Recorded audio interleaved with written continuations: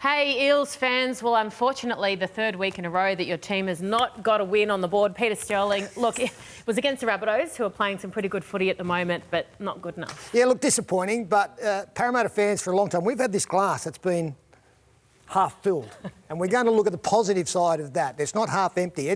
We're still fourth, and there's still plenty to be salvaged from this season. Like, we've got Manly this weekend. We'll talk about that later in the week, but the results went our way on the weekend, apart from our own, obviously with Manly getting beaten and the Roosters not winning as well. So, our fate is still in our hands. We are still well placed, but things have got to turn around quickly. It's now 4 out of the last 5 that we have lost, but all is not lost. Mitch Moses back.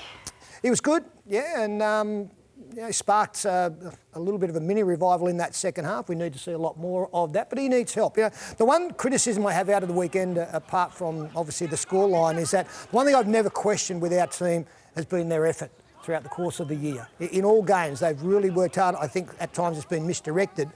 But I felt against South Sydney that when this game started to get away, we lost contact with the game.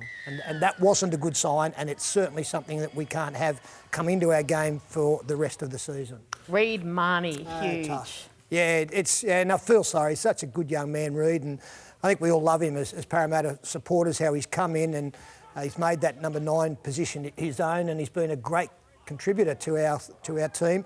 But we were without him earlier in the season. Joey Lussick came in and did a really good job. He'll be called upon once again, I would imagine.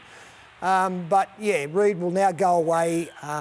Look, as we sit here, it hasn't been confirmed, but from his reaction, which is generally the best way that you can judge an injury, he knew straight away that he was in all sorts of trouble. So Joey will come in, get a job done, but like everybody, he's just got to come in and not only do his own role, but be prepared to back everybody else up as well. And if we have that kind of mindset, good things can happen. You said on the Sunday Footy Show that it was a real test of character for the Eels. Now they've worked so hard all year. Do you let that all go in this last 4 weeks, or do you stand up and own it? And which way will they go? I firmly believe it. It is a test of character now. The guys can play. We've seen that.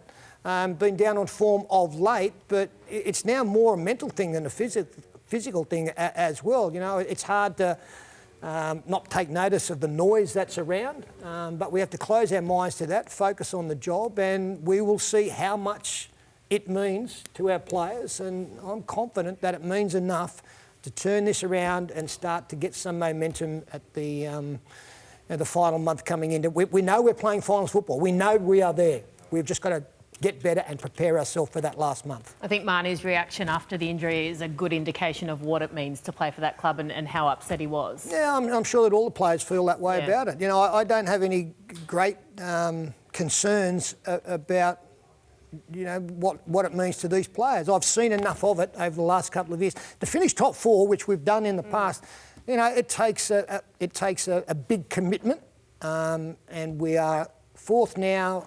We need the commitment to be there better than ever. And why shouldn't it be? There's so much to play for. OK, Peter Sterling, we look forward to your preview a little bit later on in the week. Eels fans, keep the faith. We'll see you soon.